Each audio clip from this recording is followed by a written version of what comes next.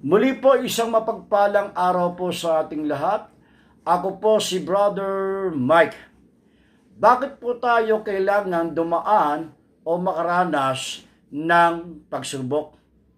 Ayon po kay 1 Peter 1:7, tayo po ay dumadaan sa pagsubok upang malaman kung tunay ang ating pananampalataya.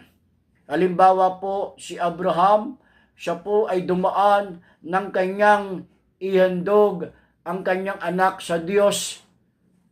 At ganoon din po si Job, nang siya po ay nawala ang kanyang mga kayamanan, anak, at siya po ay nagkasakit ng ketong.